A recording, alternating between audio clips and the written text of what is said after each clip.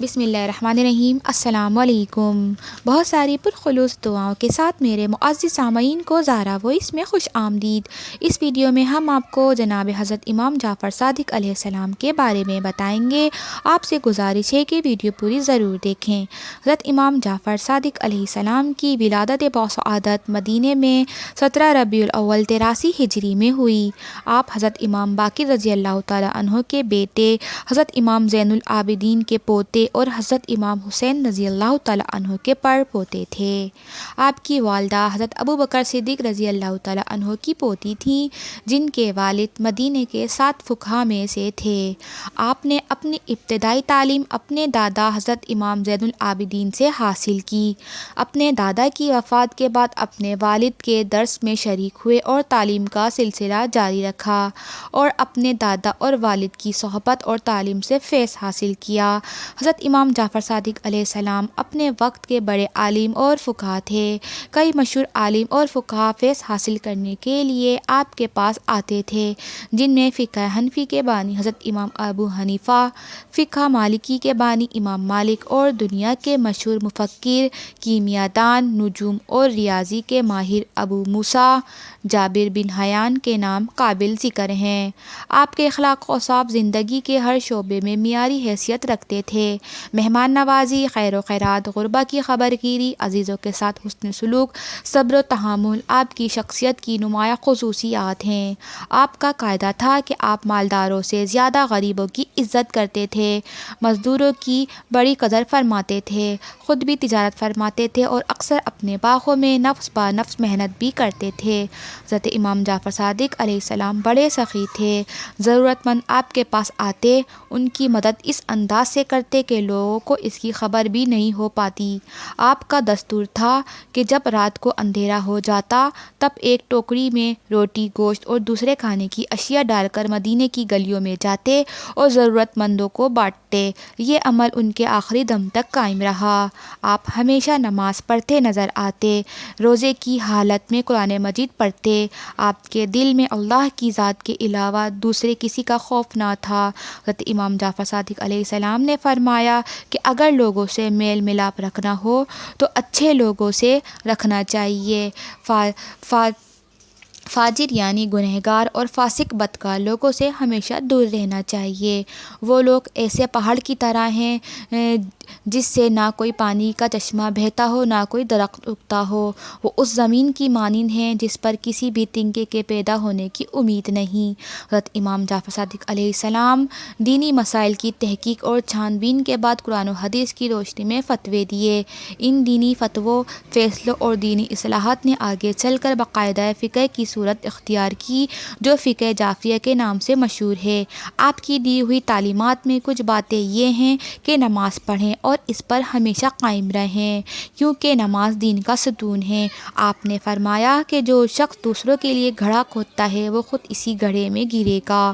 جو شخص بے وقوفوں کی صحبت اختیار کرتا ہے وہ ذلیل ہوتا ہے، اور جو شخص خراب جگہوں پر جائے گا اس کے لیے لوگ اچھا نہیں سوچیں گے۔ ہمیشہ سچ بولیں، چاہے اس سے نقصان پہنچے یا نفع۔ آپ کے حسن اخلاق کے بہت سے واقعات بھی ہیں۔ ایک مرتبہ ایک حاجی مدینے میں آیا اور مسجد نبوی میں سو گیا۔ آنکھ کھلی تو اس کو شبہ ہوا کہ اس کی 1000 دینار کی تھیلی موجود نہیں ہے۔ اس نے ادھر ادھر دیکھا، کسی کو موجود نہ پایا۔ ایک گوشہ مسجد میں حضرت امام جعفر صادق علیہ السلام نماز پڑھ رہے تھے۔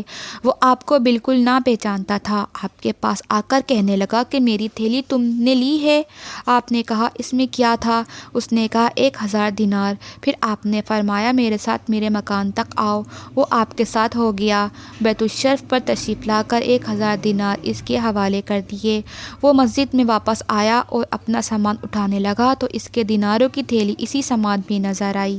یہ دیکھ کر وہ بہت شرمندہ ہوا اور دوڑتا ہوا آپ کے پاس آیا اور غلط خواہی کرتے ہوئے وہ دینار واپس کرنا چاہے۔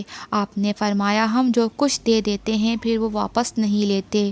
موجودہ زمانے میں یہ حالات سبھی کی آنکھوں کے دیکھے ہوئے ہیں کہ جب یہ اندیشہ ہوتا ہے کہ اناج مشکل سے ملے ملے گا تو جس کو جتنا ممکن ہو وہ اناج خرید کر رکھ لیتا ہے، مگر امام جعفر صادق علیہ السلام کے کردار کا ایک بہت پیارا واقعہ ہے کہ ایک مرتبہ آپ نے اپنے وکیل سے ارشاد فرمایا کہ غلہ روز بروز مدینے میں کم ہوتا جا رہا ہے، ہمارے ہاں کتنا غلہ ہوگا؟ وکیل نے کہا کہ ہمیں اس گرانی اور قحط کی تکلیف کا کوئی اندیشہ نہیں ہے، ہمارے پاس غلہ کا اتنا ذخیرہ ہے کہ جو بہت عرصے تک کافی ہوگا۔ آپ نے فرمایا یہ تمام غلہ فروخت کر ڈالو، اس کے بعد جو حال سب کا ہو وہ ہمارا بھی ہو۔ جب غلہ فروخت کر دیا گیا تو آپ نے فرمایا اب خالص گیہوں کی روٹی نہ پکا کرے بلکہ آدھے گیہوں اور آدھے جو کی روٹی پکا کرے، جہاں تک ممکن ہو ہمیں غریبوں کا ساتھ دینا چاہیے۔ اس طرح اور واقعہ ہے کہ ایک مرتبہ آپ ہاتھ میں بیلچہ لیے باغ میں کام کر رہے تھے، پسینے سے تمام جسم تر تھا، کسی نے کہا کہ یہ بیلچہ مجھے عنایت فرمائیں کہ یہ خدمت میں انجام دوں۔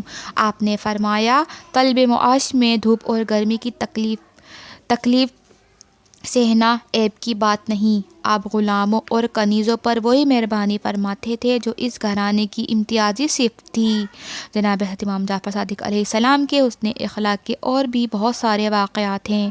آپ کی زندگی سے ہمیں یہ سیکھنے کو ملتا ہے کہ آپ نبی کریم صلی اللہ علیہ وآلہ وسلم کی آل ہیں، پر آپ میں ذرا بھی غرور تکبر نہیں، آپ اتنے اچھے اخلاق کے مالک تھے، آپ بہت اچھے اخلاق کے مالک تھے۔ ہم سب کو چاہیے کہ ہم اپنے اخلاق کو بہتر بنائیں، اپنی کسی بھی چیز پر غرور نہ کریں، اللہ کے بندوں کو برابر سمجھیں، غریبوں کی مدد کریں، یقین مانیں آپ دنیا و آخرت دونوں میں کامیاب ہو جائیں گے۔ حضرت امام جعفر صادق علیہ السلام جیسی عظیم ہستی کی وفات 15 شوال 148 ہجری میں 56 سال کی عمر میں ہوئی۔ آپ کے فرزند ارجمند حضرت امام موسیٰ کاظم علیہ السلام نے تجہیز و تکفین کی اور نماز جنازہ پڑھائی اور جنت البقیع کے اس احاطے میں جہاں پہلے حضرت امام حسن رضی اللہ تعالیٰ عنہ، حضرت امام زین العابدین اور حضرت امام باقر علیہ السلام دفن ہو چکے تھے، آپ کو بھی دفن کیا گیا۔ شکریہ۔ اس ویڈیو سے آپ کی معلومات میں اضافہ ہوا ہو تو پلیز اسے لائک اور شیئر کریں اور میرے چینل کو سبسکرائب بھی ضرور کریں۔